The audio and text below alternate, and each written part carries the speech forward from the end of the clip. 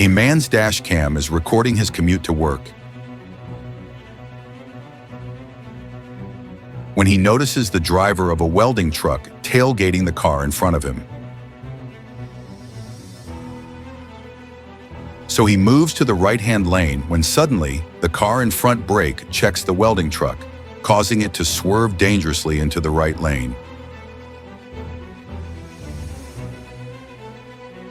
The truck driver then retaliates by trying to run the brake checker off the road.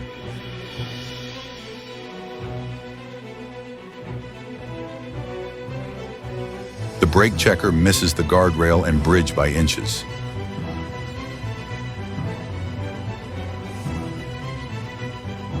The two drivers apparently exchange words one more time as their cars line up side by side and then continue on their way.